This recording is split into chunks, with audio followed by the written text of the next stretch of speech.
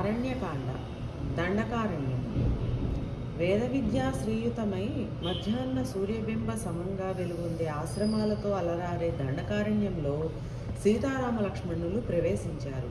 పరిశుభ్రంగా ఉన్న ముంగిళ్ళన్నీ ముగ్గులతో ఉన్నాయి. నానా విధములైన మృగజాతులకు పక్షి సమూహాలకు ఆశ్రయమిచ్చే లతలు నిండిన మహావృక్షాలు నయన మనోహరంగా శ్రవణ శుభ గంధాలతో ఆహ్వానం పలుకుతున్నాయి.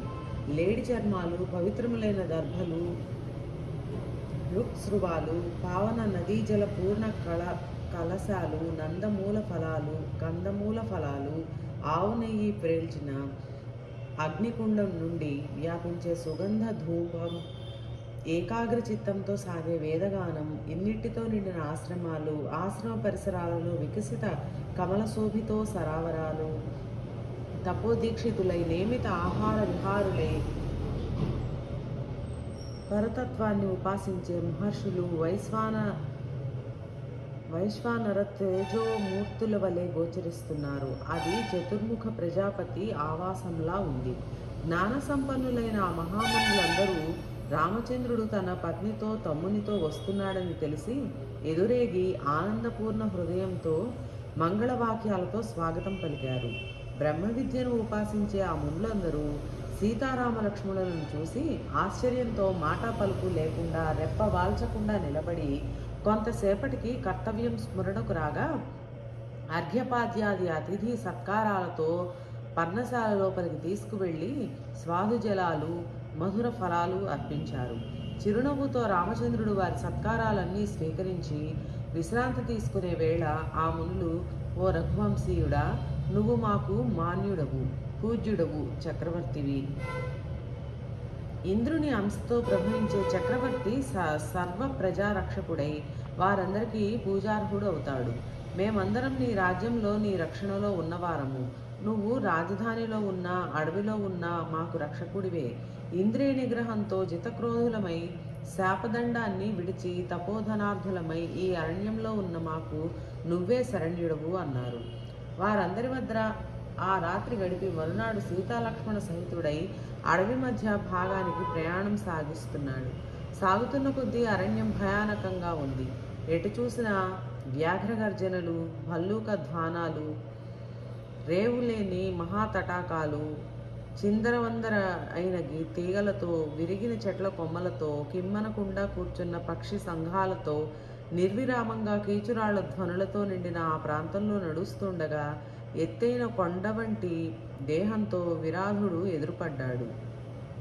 లోతుగా ఉన్న కళ్ళు, విశాలమైన నోరు, ఎదురుకు పొడుచుకు వచ్చిన పొట్ట, ఇంకా నిత్రు ఓడుతున్న పెద్ద పులి చర్మం చుట్టబెట్టుకొని వికృత రూపంతో బీభత్స దేహంతో ఉన్నవాడి భుజం మీద ఇనుప శూలం ఉంది. ఆ శూలానికి 3 సింహాలు, 4 శార్దూలాలు, 10 అడవి పందులు, 2 తోడేళ్లు, 1 ఏనుగు తలా వ్రేలాడుతున్నాయి.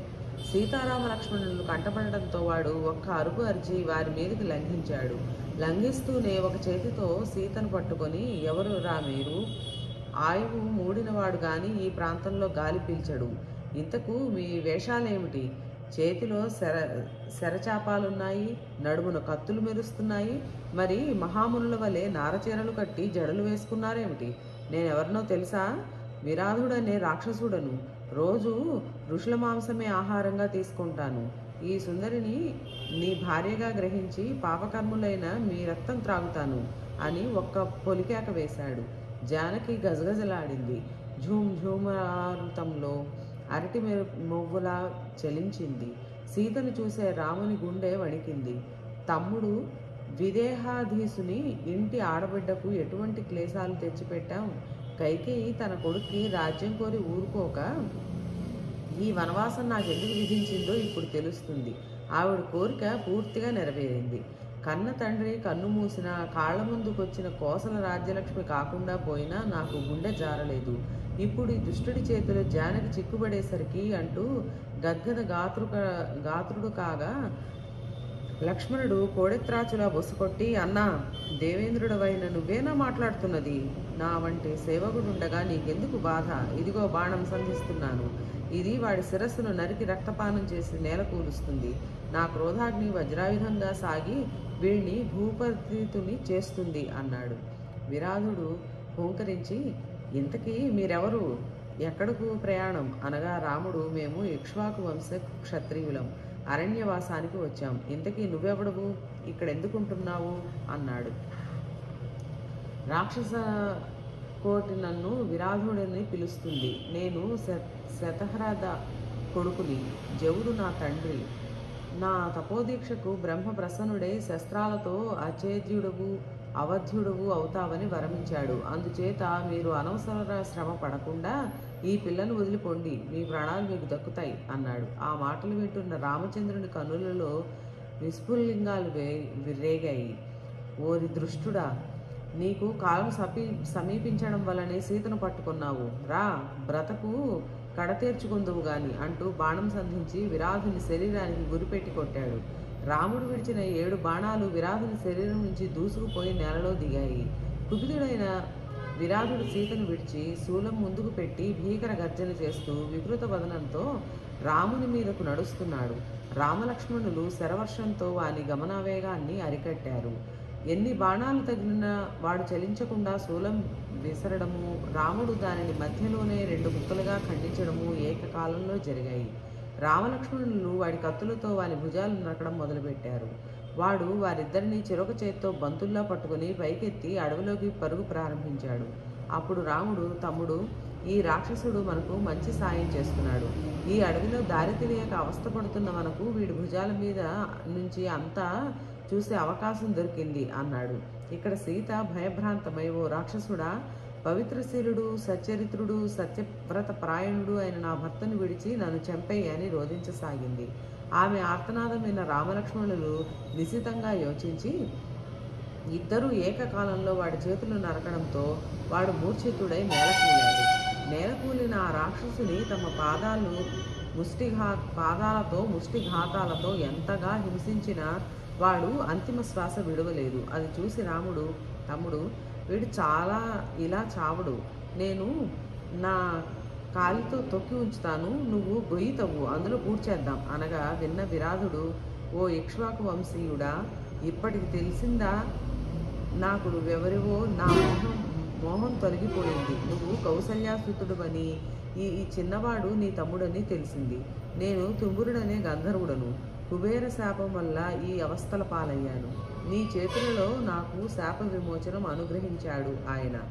ఓ వరంతప, నన్ను ఆ గోతిలో పాతిపెట్టండి. అదే నాకు మృత్యు మార్గం. ఇక మీరు ఇక్కడి నుండి కొద్ది దూరం వెడితే అక్కడ శరభంగం మహర్షి ఆశ్రమం ఉంది. ఆయన మీకు సర్వశుభాలు అనుగ్రహిస్తాడు అన్నాడు.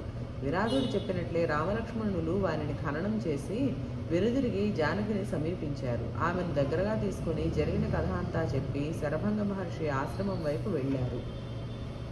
ఆ ఆశ్రమం సమీపించే వేళకు ప్రజ్వలిత వహ్నిద్యుతులతో ఒకానొక దివ్య పురుషుడు రథంతో ఉన్నాడు. రథం ఆకాశ వీధిలోనే ఉన్నది. ఆ పురుషుడు దిగి వచ్చాడు. ఆయన పాదాలు నేలను తాకడం లేదు. స్వచ్ఛవస్త్రధారి అయి దివ్యమాల్యాను లేపనాలతో శరద్రాకాచంద్రబింబ నదృశ్య ఛత్రంతో ఉన్నాడు. ఇరువంకల చామరధారిణులు ఉన్నాడు. అది చూసి రాముడు, తమ్ముడు, చూసావా, అంతరిక్షంలో ఆదిత్య మండలంలా ఆ రథానికి పూడ్చిన అశ్వాలు. మనం చిన్ననాడు విన్న దేవేంద్రుని రథాశ్వాల వలె ఉన్నాయి. దాన్ని పరివేష్టించి ఉన్న వారందరూ ఎర్రని బట్టలతో ఖడ్గపాణులై నడి వయస్సులో ఉన్నారు. ఆ మహాపురుషుడు మహర్షితో ఏదో మాట్లాడుతున్నాడు. నువ్వు సీతతో ఇక్కడే ఉండు, నేను వెళ్ళి వివరం తెలుసుకు వస్తాను అని ఆశ్రమ ప్రాంగణం సమీపించాడు. అది గమనించిన దేవేంద్రుడు ఆ సమయంలో అక్కడ ఉండరాదు అనుకుని అంతర్హితుడయ్యాడు. సీతాలక్ష్మణులతో రామచంద్రుడు ఆశ్రమంలో అగ్నిశాల వద్ద శరభంగుని దర్శించి పాదాభివాదం చేశాడు. వెంట ఉన్నవారు కూడా మహర్షికి అభివాదం చేశాక రాముడు సాభిప్రాయంగా చూడగా శరభంగ మహర్షి చిరునవ్వుతో, దేవేంద్రుడు స్వయంగా వచ్చాడు నన్ను తీసుకుని వెళ్ళడానికి. నా తపోదీక్ష నాకు బ్రహ్మలోక ప్రాప్తిని అనుగ్రహించింది. నువ్వు వస్తానన్నావని తెలిసి నిన్ను చూడకుండా వెళ్ళరాదని ఆగిపోయాను. తపశ్శక్తితో నేను సాధించిందంతా నీకు అర్పిస్తాను అనగా రాముడు, మహర్షి, నన్ను స్వశక్తితో వాటిని సాధించుకోనివ్వండి. ఈ అడవిలో మాకు వాసయోగ్యమైన స్థానం ఏదో చెప్పండి అని అడిగాడు. రామచంద్ర, ఇక్కడకు సమీపంలోనే సుతీక్ష్ణ మహర్షి ఆశ్రమం ఉన్నది. ఆయన నీకు అన్ని విషయాలు చెబుతాడు. ఇక్కడ మరో క్షణం నిలబడు, నా దేహాన్ని విసర్జించేస్తాను అని ఆజ్యధారతో అగ్నిని ప్రజ్వలితం చేసి అందులో ప్రవేశించాడు. అలా ఆయన బ్రహ్మలోక చేరిన తరువాత ఆ పరిసర ప్రాంతాల మునులందరూ రామచంద్రుని చేరి, దాశరథి, నీ పృథివిలో నీ అంతటి వీరుడు లేడు. నువ్వు సర్వజగన్నాథుడవు. పృథ్వీపతి తన పాలితుల సంపదలో 6వ భాగం పన్నుగా గ్రహించి వారి రక్షణ భారం వహించాలి. ఇక మా వంటి తపస్సుల తపఫలంలో 4వ వంతు ప్రభువుకి లభిస్తుంది. అందుచేత మా రక్షణ భారం కూడా నువ్వే వహించాలి. చిత్రకూటం నుండి పంపాతీరం వరకు ఉన్న మా మునిజనాన్ని రాక్షసులు విపరీతంగా హింసిస్తున్నారు. ఈ రాక్షస బాధ మాకు తొలగించవలసిన వాడువు నువ్వే అన్నారు. మహామునులారా, మీ ఆజ్ఞ నాకు శిరోధార్యం. పితృవాక్య పాలనకే నేను అడవికి వచ్చాను. ఇప్పుడు మీ ఆదేశం కూడా నాకు అవశ్యం అనుసరణీయం. మీకు క్లేశాలు కలిగించే రాక్షసులనందరినీ సంహరిస్తాను అని వారికి అభయం ఇచ్చాడు.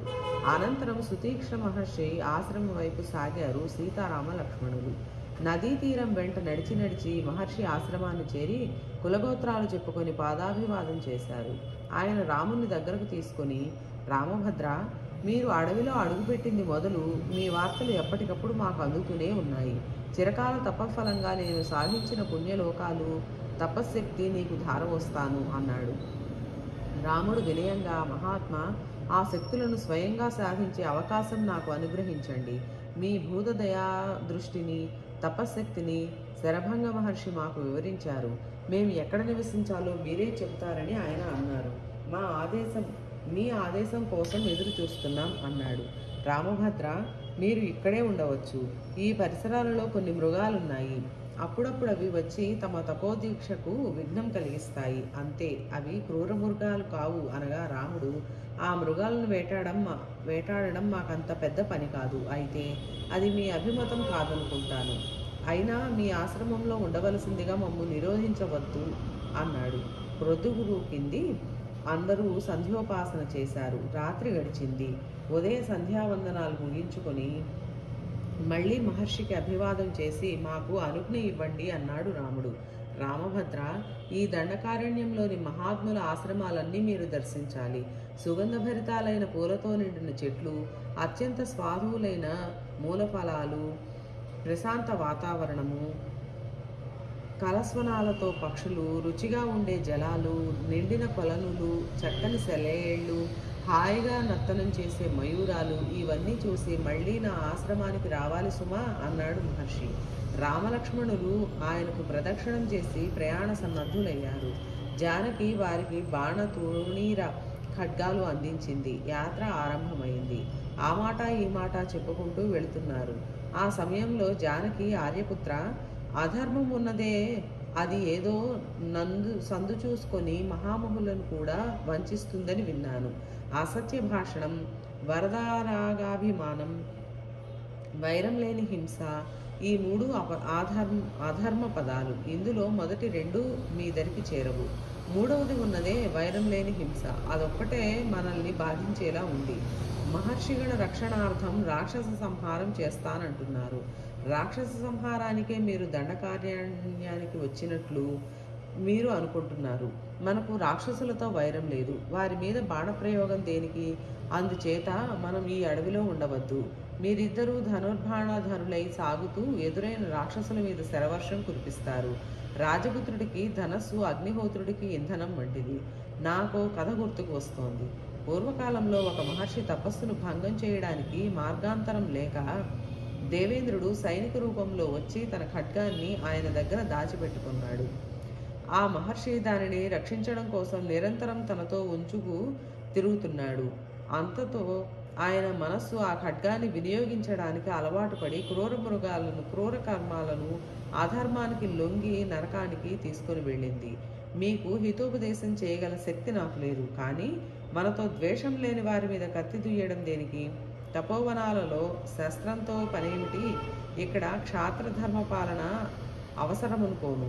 అయోధ్యకు వెళ్ళాక ఆ బాణనంతతో శిష్ట రక్షణ చేయవచ్చు. ఇక్కడ ముని వృత్తిలో ఉండవచ్చు. ధర్మమే సర్వార్థ కామాలకు మూలమని, అదే ఈ జగత్తుకు శ్రేయస్కరమని విన్నాను.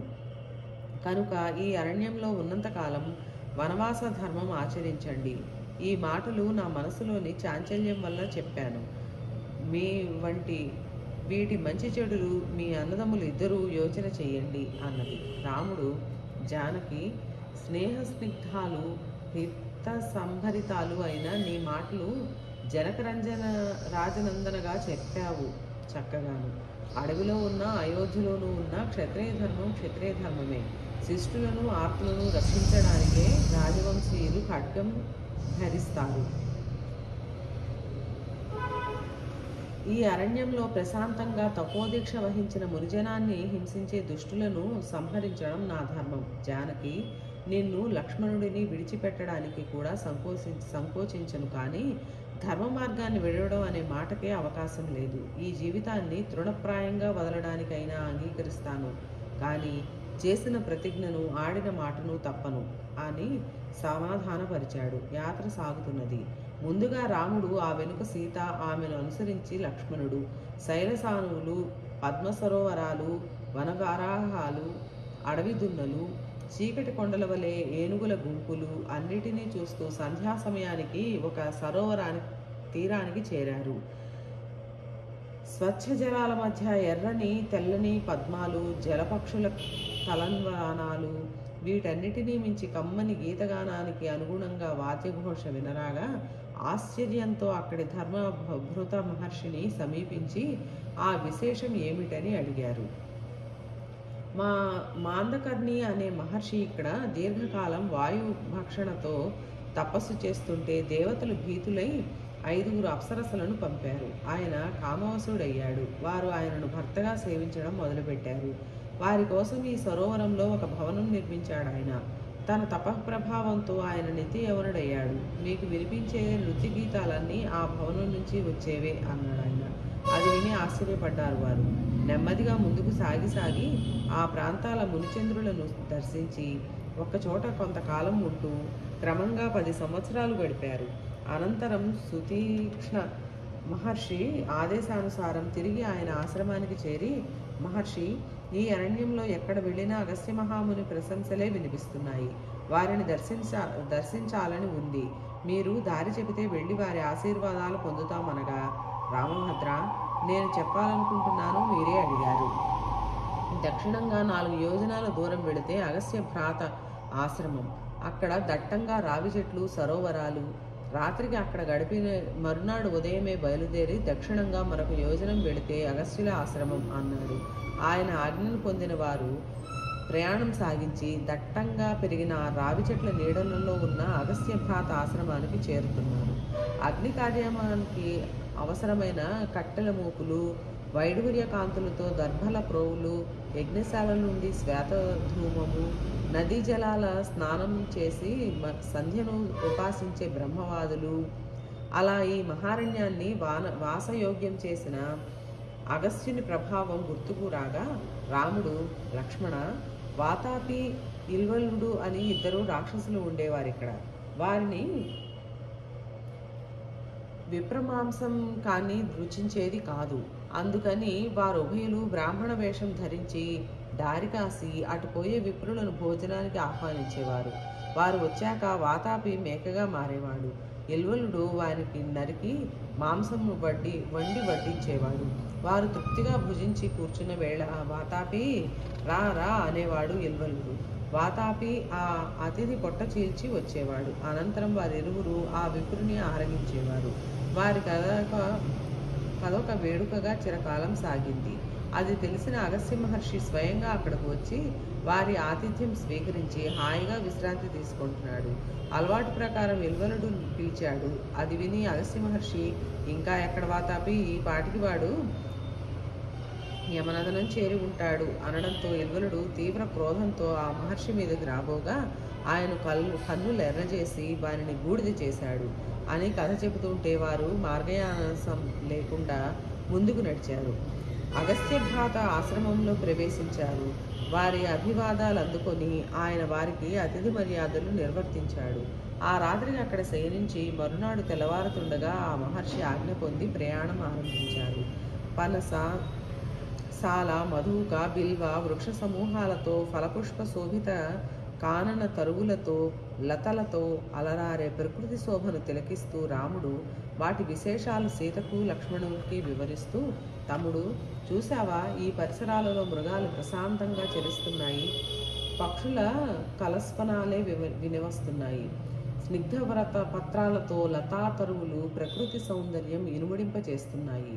రాక్షస భీతి కారణంగా ఒకనాడు ఈ దక్షిణ దిశ వైపు ఎవరూ కన్నెత్తి చూడనే లేదు.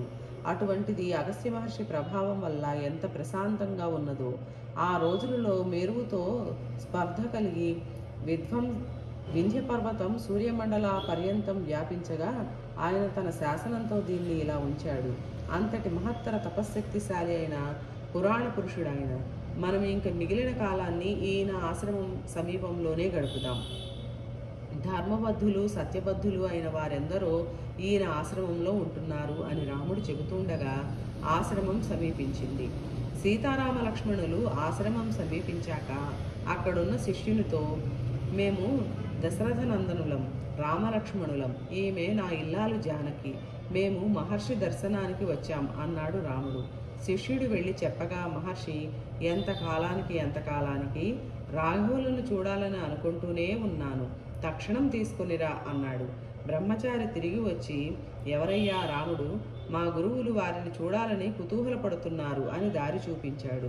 వారి వెంట వారు అగస్త్యుని అగ్నిశాల చేరారు. అక్కడ ఎన్నో హరిణాలు కనిపించాయి. అగ్ని, వాయు, విష్ణు, ఇంద్ర, భగ, వివస్వాన్, సోమ, కుబేర, ధాత, విధాత, వరుణ, గాయత్రి, వాసుకి, గరుడ, కార్తికేయ, ధర్ములతో వసువులకు కూడా బలిభోజన స్థానాలున్న అగ్నిశాల ప్రవేశించారు. వారిని చూసి అగస్త్యుడు శిష్య సమేతం ఎదురు వచ్చి స్వాగతం పలికాడు. రామచంద్రుడు ఆయనకు పాదాభివాదం చేశాడు.